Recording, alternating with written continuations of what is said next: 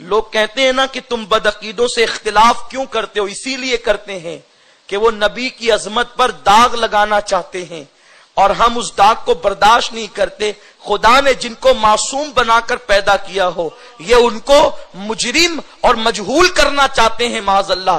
کیا آپ کو نہیں پتا آج تبلیغی جماعت کی چلت فرت لوگوں کے درمیان عام ہے اور لوگ کہتے ہیں یہ نماز کی دعوت دیتے ہیں. جیسے شیعہ اہل بیت کا نعرہ لگا کر صحابہ کی توہین کرتے ہیں ویسے ہی تبلیغی جماعت اور علماء دیوبند نماز کا نعرہ لگا کر رسول کی عظمت پر حملہ کرتے ہیں, نبی کی عظمت پر حملہ کرتے ہیں. کیا تم نے نہیں پڑھا مولوی اشرف علی تھانوی قرآن کا ترجمہ کرتے ہوئے یوں کہتے ہیں وَوَجَدَكَ ضَالًّا فَهَدَىٰ, اس کا ترجمہ وہ یوں کرتے ہیں کہ آپ کو شریعت سے بے خبر پایا تو ہم نے اپنی طرف راہ دی. اسی جماعت کا ایک مولوی یوں ترجمہ کرتا ہے کہ تم کو گمراہ پایا تو راہ دی, ایک یہ ترجمہ کرتا ہے کہ تم کو بھٹکا ہوا پایا تو راہ دی. نبی بھٹکے گا تو صراط مستقیم کس کو ملے گا؟ نبی بے خبر ہوگا تو باخبر کون ہوگا؟ نادانو سنو, ان کو بتا دینا چاہتا ہوں کہ بھٹکتا وہ ہے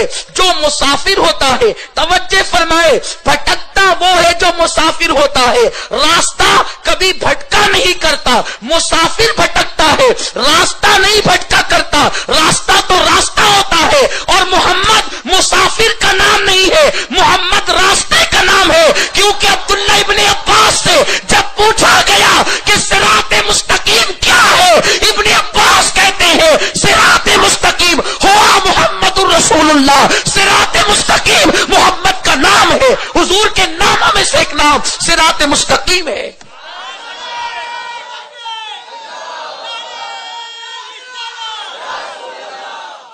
نادانو, مسافر بھٹکتے راستہ نہیں بھٹکتا, راستہ تو مسافر کو منزل تک لے جاتا ہے. اور یہ بات عرض کر دینا چاہتا ہوں, محمد صراط کا نام ہے, صراط مستقیم کا. غوث خواجہ قطب ابدال جو صراط پر راستے پر جو سنگ میل ہوتے ہیں نا کلومیٹر, انہی پتھروں میں سے ایک پتھر کا نام غوث اعظم ہے, انہی پتھر میں سے ایک پتھر کا نام غریب نواز ہے, انہی پتھروں میں سے ایک پتھر کا نام مخدوم اشرف ہے, انہی پتھروں میں سے ایک پتھر کا نام مخدوم ماہمی ہے. اب پتا کیسے چلے کہ ہم صراط پر چل رہے ہیں, سیدھے راستے پر چل رہے ہیں؟ تو بامبے کے راستے پر جب پتھر لگا ہوتا ہے کہ بامبے اتنے کلومیٹر, سمجھ جاتے ہم صحیح چل رہے ہیں, اور جہاں پتھر نہ ہو مطلب غلط چل رہے ہیں. تو محمد عربی تو صراط مستقیم ہے, لیکن اب چلنے والوں یہ دیکھو اس راستے پر تمہیں غوث اعظم ملتے ہیں یا نہیں ملتے, مخدوم اشرف ملتے ہیں یا نہیں ملتے, غریب نواز ملتے ہیں یا نہیں ملتے؟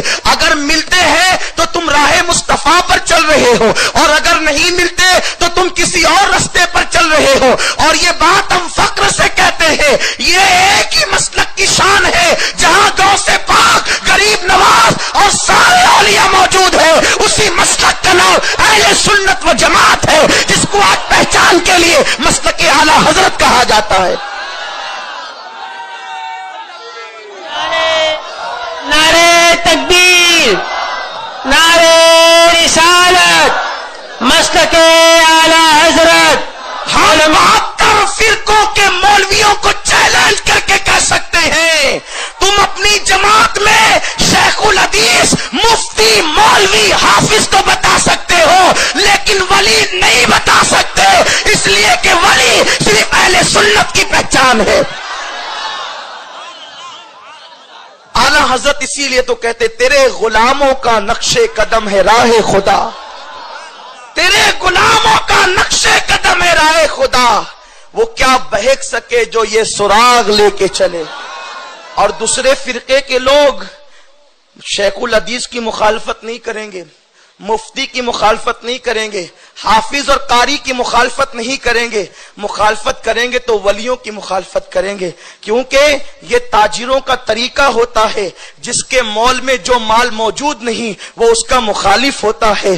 اب پتا کر لو, وہاں شیخ الحدیث ہے یہاں بھی ہے, وہاں مفتی یہاں بھی, یہاں قاری وہاں بھی, لیکن یاد رکھو ایک ہی چیز وہاں نہیں ہے جو یہاں موجود ہے. اس کو اللہ کا ولی کہتے ہیں, اس کو اللہ کا دوست کہتے ہیں, محبوب الہی جیسا جیسا ولی ہمارے مسلک میں موجود، قطب الدین بختیار کاکی جیسا ولی ہمارے مسلک میں موجود، غریب نواز جیسا ولی ہمارے مسلک میں موجود۔ اور اتنی بات عرض کر دینا چاہتا ہوں، اللہ نے قرآن میں فرمایا ہر قوم کو اس کے امام کے ساتھ بلایا جائے گا۔ تبلیغی جماعت میں جانے والوں اشرف علی تھانوی کے ساتھ اٹھائے جاؤ گے جس نے یہ کہا کہ معاذ اللہ نبی کا علم جانوروں کے برابر ہے، پاگلوں کے برابر ہے، بچوں کے برابر ہے۔ رشید گنگوہی کے ساتھ اٹھائے جاؤ گے جس نے یہ کہا معاذ اللہ کہ نبی کے ماں باپ کافر تھے، فتاوی رشیدیہ میں اس نے لکھا۔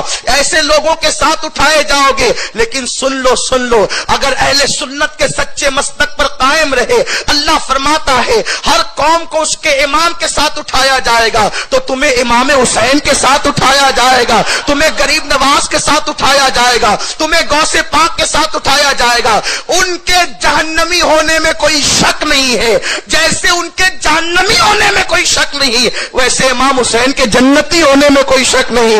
ارے جس کو میرے نبی نے جنتی جوانوں کا سردار کہا ہے، اس کے جنتی ہونے میں شک کون کر سکتا ہے؟ اس لیے یاد رکھنا، اس پرانے مسلک کو پکڑے رہو۔ عرض یہ